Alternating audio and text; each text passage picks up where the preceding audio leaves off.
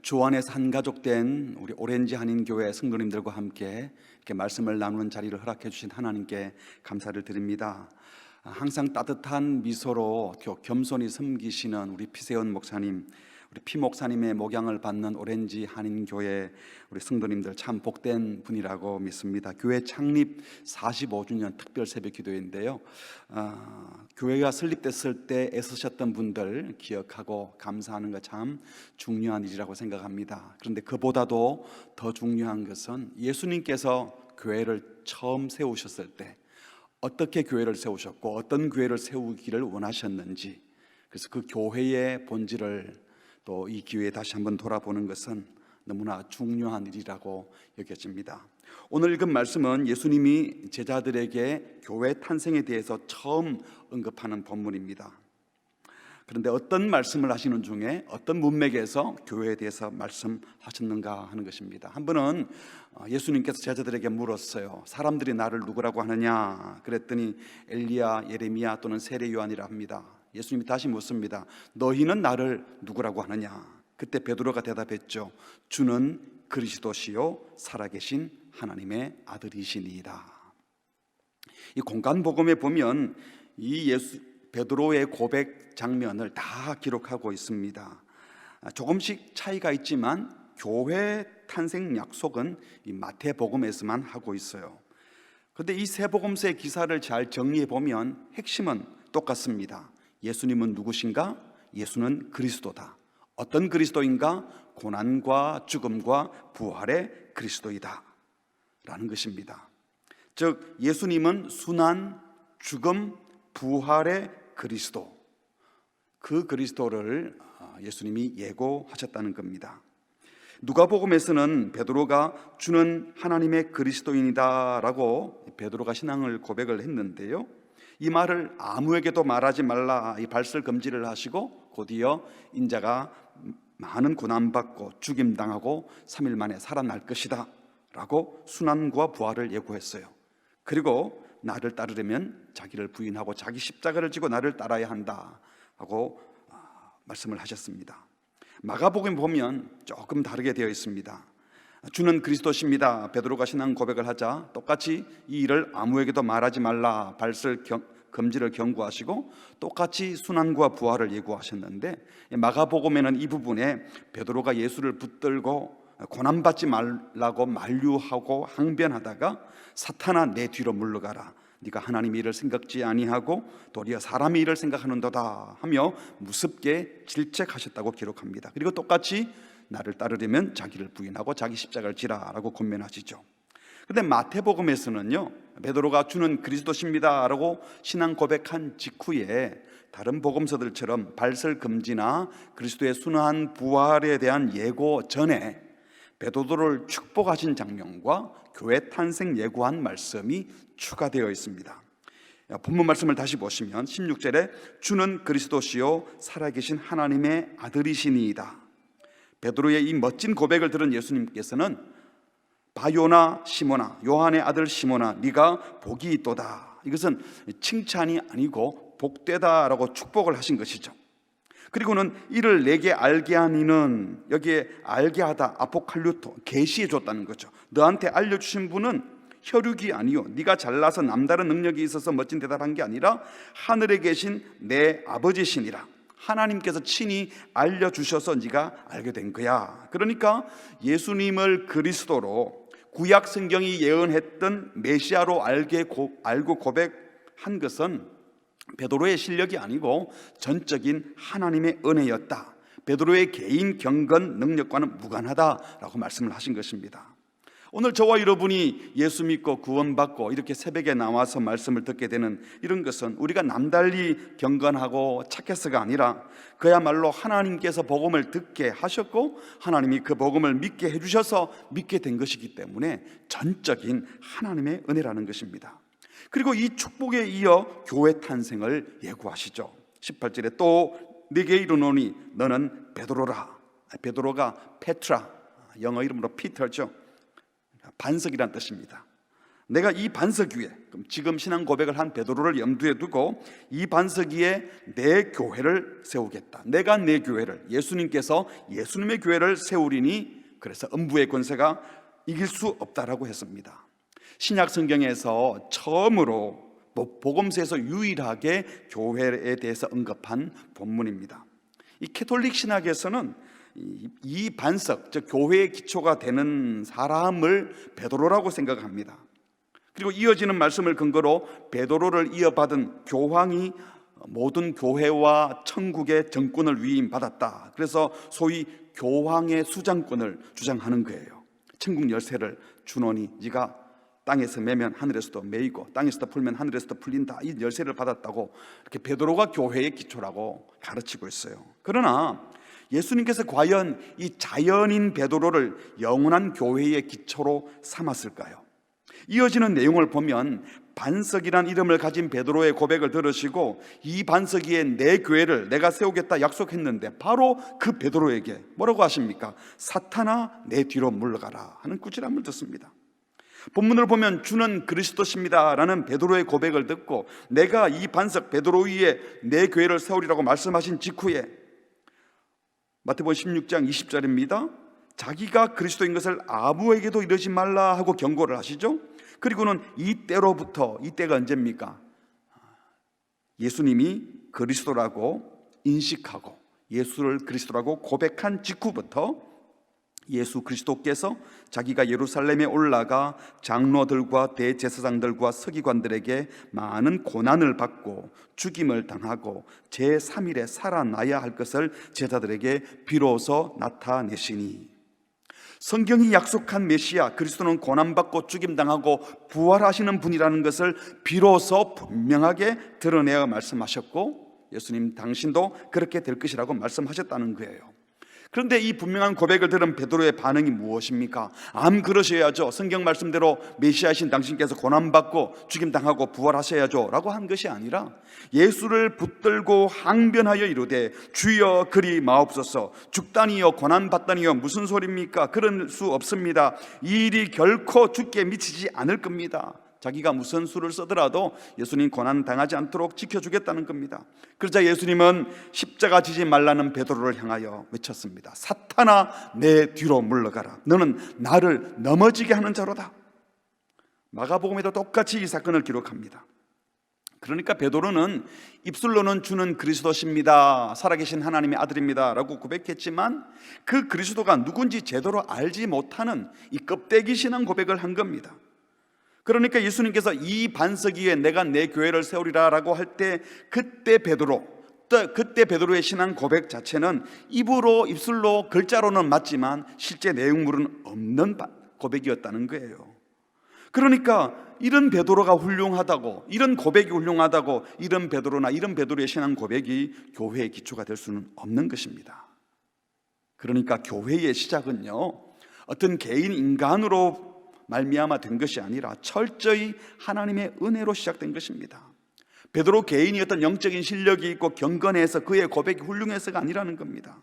이런 엉터리 고백을 한 부실한 베드로의 신앙 고백이 교회의 기초가 될 수는 없는 거예요. 예수님께서 너는 베드로라 내가 이 반석 위에 내 교회를 세우겠다라고 하신 말씀은 연약한 인간 베드로나 껍데기 신앙 고백하는 내용을 말하는 것이 아니라 지금 비록 부실하게 그렇지만 하나님의 은혜로 예수를 그리스도라고 고백한 베드로, 지금은 비록 말로만 고백하고 있지만 장차 그리스도가 누구신지 제대로 알고도 예수가 그리스도라고 고백할 모든 사도들, 그리고 그 이후에 똑같이 예수를 그리스도라고 고백하는 신앙 고백자들이 교회가 될 것이라고 말씀하신 것입니다. 그래서 바울은 교회는 특정 사도 한 사람이 아니라 에베소서 2장 20절에 보면요 사도들과 선지자들의 터 위에 교회가 세우심을 입었다고 말씀하십니다. 그리고 모퉁이돌 대신 예수님이 기준이 되어 세워질 것이라고 하셨어요. 고린도전서 3장 11절에는 아주 더 분명하게 이 닦아둔 것 외에 능히 다른 터를 닦아둘 자가 없으니 이 터는 곧 예수 그리스도라. 그러니까 교회의 터는 그 어떤 사람이 아니라 예수 그리스도입니다. 예수는 그리스도라고 하는 신앙 고백이 교회의 터요, 그 그리스도는 종기와 영광과 능력의 그리스도가 아니라 고난과 영광의 그리스도, 죽임당하고 부활하시는 그리스도를 구주로, 주님으로 믿는 바른 신앙 고백자들이 참된 교회입니다. 한 사람이 교회의 터가 되는 것이 아니라 같은 신앙 고백을 하는 공동체가 교회가 된다는 것입니다. 그렇습니다. 오늘 여기서 우리는 우리에게 주시는 말씀을 몇 가지로 정리할 수 있어요. 첫 번째로, 교회의 참된 터는 인간 베드로가 아니라 예수 그리스도십니다. 사람이 교회의 터가 될 수 없어요. 교회의 머리도 예수님이고 교회의 모든 내용물도 예수님으로만 채워져야 합니다. 그 어떤 사람도 교회의 기초가 될 수가 없습니다. 그 어떤 영향력 있는 목사나 장로가 사람이 교회의 주인이 되어서는 안 됩니다. 심지어 기도 많이 하는 어떤 성도님, 헌금 많이 하는 어떤 성도님이 교회의 주인이 될 수 없습니다. 내가 이 반석 위에 내 교회를 세우리라고 하셨으니, 교회는 내가, 주님이 세우셨고, 누구의 교회? 내 교회, 주님의 교회를 주님이 세우신 것입니다. 그러므로 교회를 움직이는 힘은 오직 예수님이어야 합니다. 교회의 방향을 결정짓고 교회의 색깔을 내는 것 역시도 예수님 색깔, 예수님 방향이어야 합니다. 교회의 규범이나 전통이 교회를 움직여서는 안 됩니다. 돈이 되느냐의 여부가, 세상의 평판이, 정치적인 색깔이, 정치적인 이념이 교회를 좌지우지해서는 안 될 것입니다. 그러므로 예수님을 그리스도로 믿고 고백한 우리들은 항상 예수님이 어떻게 말씀하실지, 예수님이라면 어떻게 생각하실지 생각하며 살아야 합니다. 여러분들은 교회를 자랑할 때 뭘 가지고 교회를 자랑합니까? 세련된 건물, 다양한 프로그램, 우리 교회에 사회적으로 유명한 성도들이 많이 있어, 훌륭한 목사님, 장로님. 여러분, 그 무엇이라도 필요하죠. 그렇지만 그 무엇이라도 주님보다 앞세우는 것이 있으면 잘못된 것입니다. 오직 주님이 드러나고 주님이 주인 되게 하시기를 바랍니다. 그래서 참된 신자는요, 예수님을 자랑하지 자기를 자랑하지 않습니다. 말을 하면, 무슨 말을 하도 행동을 해도 예수님이 증거가 되지 자기를 증명하려고 하지 않습니다. 다른 어떤 훌륭한 사람을 내세우지 않고 오직 주님을 내세웁니다.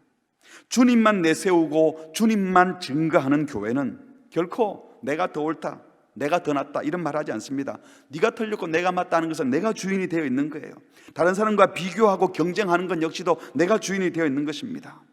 그러니까 예수님이 주인된 교회에 시기나 질투는 어울리지 않습니다. 왜? 주님이 주인인 신자들이 모여서 왜 누구를 시기하고 누구를 질투합니까? 주님만 높인다면 그런 일이 생길 수가 없는 겁니다. 우리가 예수 믿는다고 하면서, 교회라고 하면서 남들이 알아주지 않는다고, 무시받는다고, 그래서 자존심이 상해서 힘들다고, 불편하다고 한다면, 아직도 여전히 자기의 존재를 증명하고픈 마음이 남아있다면, 날 좀 알아주세요 라는 마음이 남아있다면, 그 어떤 성도가, 그 어떤 사람이 부럽고 질투가 난다면 왜 그럴까요? 주님이 주인 되지 못하고 내가 주인 되어 있기 때문입니다. 오직 예수님만 자랑하고 예수님 한 분으로 만족하고 예수의 십자가만 자랑하는 교회. 우리 담임 목사님이 아무리 훌륭해도 담임 목사를 증거하고 자랑하는 것이 아니라, 우리 교회 유력한 성도님들이 아무리 많이 계셔도, 훌륭한 분이 계셔도 그 사람 또는 그 교회 이름이 아니라 예수님보다 더 알려지는 것이 없는 교회, 오직 예수님이 증거되고 예수님을 높이는, 주님만 드러내는 우리 교회가 되기를 주의 이름으로 축복합니다. 두 번째로 오늘 이 본문이 주시는 메시지는요, 고난과 영광의 그리스도에 대하여 바른 신앙 고백을 하는 사람들이 교회입니다. 영광의 그리스도가 아니라 고난과 영광의 그리스도, 그것을 고백하는 한 사람이 아닌 사람들, 공동체가 교회라는 것입니다. 사실 예수 믿지 않는 교회가 어디 있겠으며, 예수를 그리스도라고 고백하지 않는 교회가 어디 있겠습니까? 정상적인 교회라면 예수님이 교회의 머리라고 다들 말하고 교회의 참된 터는 예수님이라고 다 말합니다. 그런데 교회와 성도들의 모습을 보면, 아니, 어떻게 교회가 저럴 수 있나? 저분들 정말 예수 믿는 건 맞는가? 아니, 저분들이 믿는 예수님과 우리가 믿는 예수님은 다른 분인가 싶은 생각이 들 때도 있지 않습니까? 왜 같이 예수를 믿는데, 왜 같이 신앙 고백을 하는데 이렇게 다를까요? 베드로를 보면 알 수 있습니다. 베드로가 당신은 그리스도십니다 라고 고백했고, 예수님께서 이 신앙 고백 위에 내가 내 교회를 세운다 하는 이런 약속까지도 받았는데, 그 베드로가 믿었던 그리스도는 예수님이 말씀하신 그리스도가 아니었습니다. 주님은 고난과 영광의 그리스도를 생각하고 자신이 그리스도라고 말했지만, 베드로는 고난 없는 그리스도, 십자가 없는 그리스도만 생각하며 예수를 그리스도라고 고백하지 않았습니까? 그런데 여기서 우리가 진지하게 물어봐야 될 것은요, 과연 베드로는 이 구약의 선지자들이 예언했던 메시아가 고난과 영광의 그리스도임을 몰라가지고 고난받고 죽임당한다니까 고난받지 마세요, 죽지 마세요 항변하다가 사탄의 소리를 들었을까요? 정말 몰라가지고 그렇게 말했을까요? 그렇게 생각할 수도 있지만 성경을 좀 더 살펴보면 베드로가 머리로 몰라서 그렇게 말한 것 같지가 않습니다. 잘 아시는 것처럼 엠마오로 가던 두 제자가 예수님의 부활을 믿지 못하고 우리 예수님이 고난받고 죽어버리셔서 너무 안타깝다 하고 절망에 빠져 있을 때에 부활하신 예수님께서 곁에 오셔서 말씀하시다가 성경을 읽어주셨죠. 그러고는 이렇게 말씀하셨어요. 누가복음 9장 25절입니다. 이르시되 미련하고 선지자들이 말한 모든 것을 마음에 더디 믿는 자들이여, 그리스도가 이런 고난을 받고 자기의 영광에 들어가야 할 것이 아니냐. 이 말은 그 정도는 너희들도 성경 읽어서 다 알고 있지 않느냐, 왜 그것을 안 믿느냐, 이런 말씀이죠. 그러니까 당시 구약 성경을 아는 유대인 정도들이라면, 예수님의 제자들도 다 유대인들로 구약을 잘 아는데 그리스도는 고난 받고 난 다음에 영광에 들어간다, 이거 다 익히 알고 있던 사실이라는 겁니다. 베드로도 모를 리가 없는 거죠. 그리고 오순절 성령 강림 이후에 베드로가 한 설교를 보시면요, 사도행전 2장 24절에 보면 이렇게 되어 있습니다. 하나님께서 그를 사망의 고통에서 풀어 살리셨으니 이는 그가 사망에 매여 있을 수 없었습니다 라고 하면서 25절에 다윗이 그를 가리켜 이르되, 시편과 선지서들을 인용하면서 예수님의 고난과 죽음이 부활되어 예언되었다는 말씀을 하고 있어요. 그러니까 베드로가 이전에 모르던 성경을 갑자기 안 것이 아니죠. 부활하신 예수님을 만나고 난 다음에 구약의 선지자들이 또 시편에 기록된 말씀을 인용하고 있는 겁니다. 베드로 전서 편지 서두에 보면요, 베드로전서 1장 10절입니다. 이 구원에 대하여는 너희에게 임할 은혜를 예언하던 이 구약의 선지자들이 연구하고 부지런히 살펴서 자기 속에 계신 그리스도의 영 성령이 구약 시대에 이미 그리스도가 받으실 고난과 후에 받으실 영광을 미리 정언했다. 이 베드로 사도가 이런 글을 쓸 때도 나중에 알게 된 것이 아니라 사실은 이미 알고 있었지만 그가 받아들이기 싫다가 예수님의 고난과 죽음 그리고 부활을 목격한 이후에, 특별히 오순절 성령 강림한 이후에 메시아를 제대로 알게 된 것이죠. 그러니까 베드로가 고난 없는 그리스도, 십자가 없는 영광의 그리스도만 생각했던 것은요, 성경을 몰랐기 때문은 아니라는 것입니다. 성경을 읽고 듣고 배웠지만 그런 메시아가 싫었던 거예요.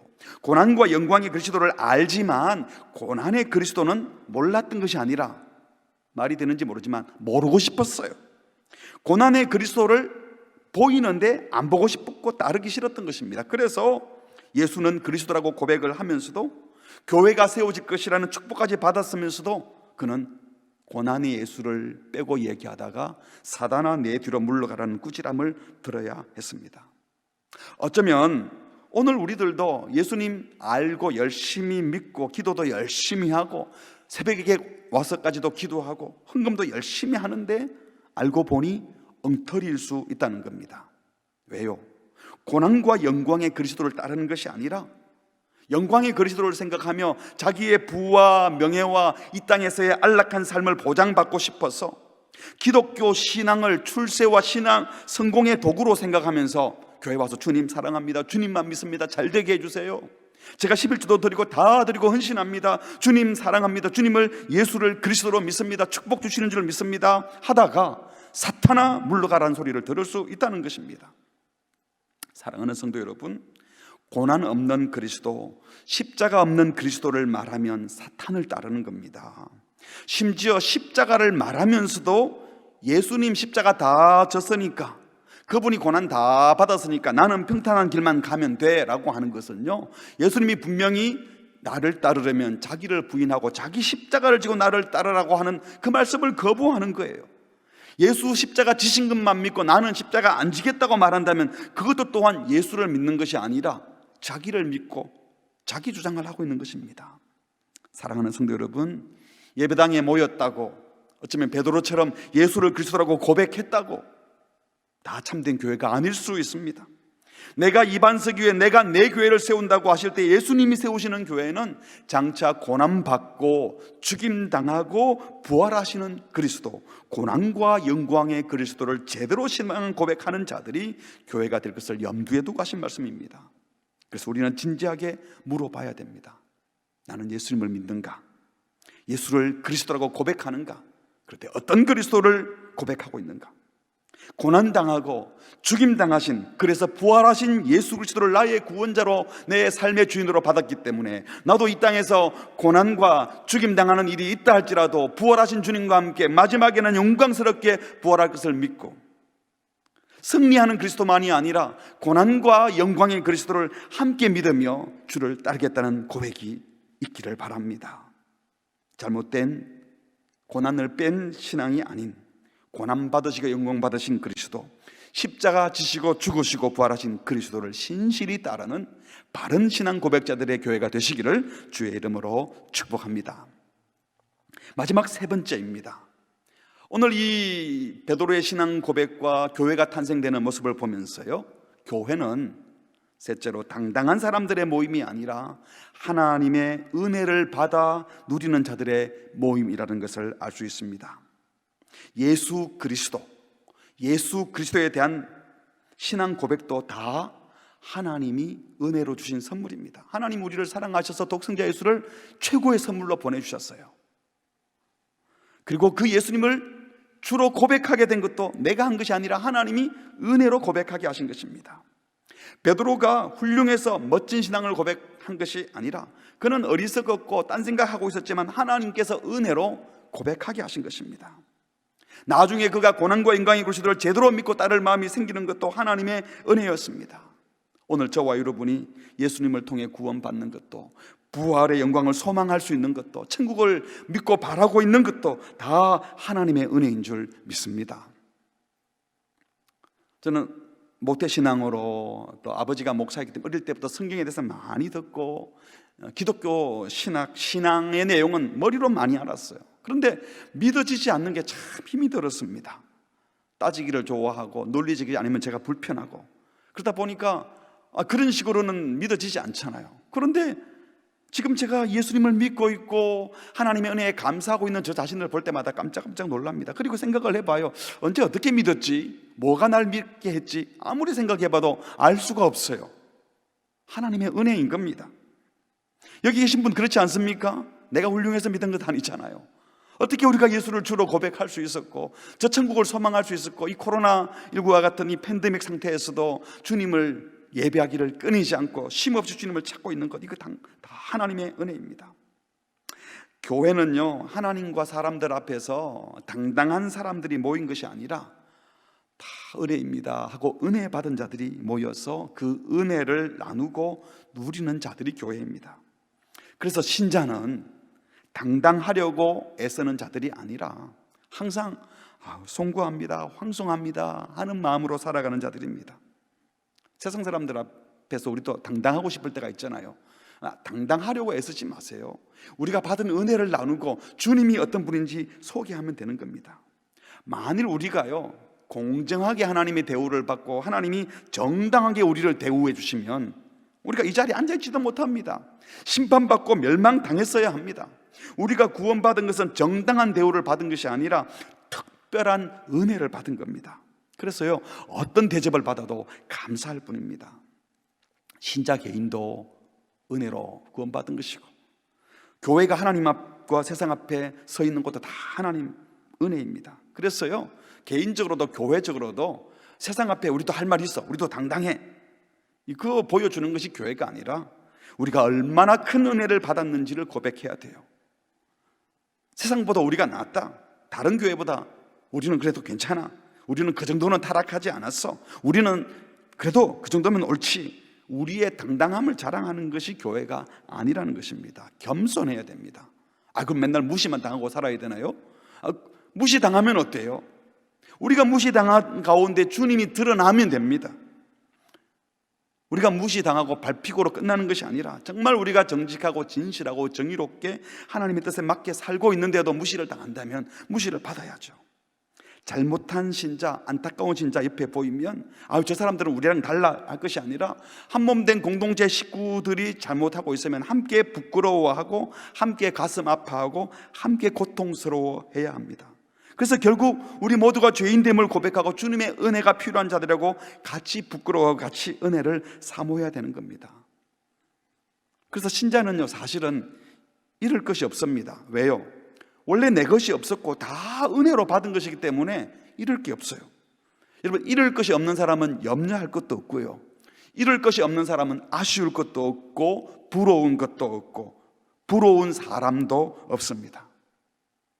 부러운 사람도 없고 부러운 것도 없으면 우리는 다 부족함이 없다고 다윗처럼 고백할 수 있는 것이죠. 여호와가 나의 목자시니, 예수님이 우리 교회의 주인이시니, 주께서 우리 인생을 구원하고 계시고 우리의 왕이시기에 부족함이 없습니다, 만족합니다 라고 고백할 수 있는 것입니다. 그래서 정말 훌륭한 믿음의 사람들은요, 그분을 보면서 참 부럽다, 우리는 어떻게 저렇게 되지? 이 부러움을 사는 분이 아니에요. 정말 믿음의 사람들을 보면 남들이 볼 때 부럽다는 생각이 들게 하지 않고 참 좋으신 주님을 찬양합니다, 우리 주님께서 이렇게 하셨군요 라는 고백을 하게 하는 사람들이 정말 은혜 받은 사람들이고 다른 이들에게 복을 나누어 주는 사람들이고 더 사랑할 마음을 갖게 하는 것들입니다. 우리 성도들이, 우리 교회가 이렇게 은혜 받은 성도, 은혜 받은 교회가 되어서 많은 사람들의 부러움을 사는 것이 아니라 참된 소망을 주는 우리 모두가 되시기를 바랍니다. 말씀을 맺겠습니다. 3가지로 말씀드렸습니다. 첫 번째로, 주님이 주인 되신 교회. 예수의 이름으로 모이는 모든 교회는 주님이 주인 된 교회입니다. 우리 교회를 통하여 오직 주님이 영광 받으시고 주님이 증거되고 주님이 찬양 받으시기를 바랍니다. 그래서 그리스도의 이름을 부르는 것만으로도 감격하고 주님 고맙습니다 라고 하는 교회가 되기를 바라요. 두 번째로, 바른 신앙 고백하는 성도들의 공동체가 교회라고 했습니다. 예수를 믿되 내가 알고 싶은 예수님, 내가 보고 싶은 예수님만 보는 것이 아니라 성경이 말씀하시는 예수님, 오늘 본문에는 고난과 영광의 그리스도를 제대로 알아 그분을 믿고 따르는 바른 신앙 고백자들의 교회가 되기를 바랍니다. 우리 교회 안에서 목사님의 말씀을 통하여 또 큐티나 또 훈련들을 통하여 말씀을 깊이 알고 제대로 아는 바른 신앙 고백자들의 교회가 되시기를 바랍니다. 마지막 3번째로, 은혜 충만한 교회. 교회는 은혜로 세워졌어요. 아무도 자기를 주장하지 않고 그리스도께 받은 사랑과 은혜를 흘려보내는 교회, 은혜에 감격하는 교회, 은혜를 사모하고 모두가 은혜에 젖어있는 그런 교회가 되셔서 그 누가 보더라도 참 부럽다 저 교회가 아니라 참 귀하다, 뭔가가 있구나 들여다보았더니 하나님의 은혜가 있는 교회더라 하는 소문이 나는, 그래서 세상에 참된 소망을 주는 우리 모든 복된 성도들 되시기를 주의 이름으로 축복합니다. 아멘.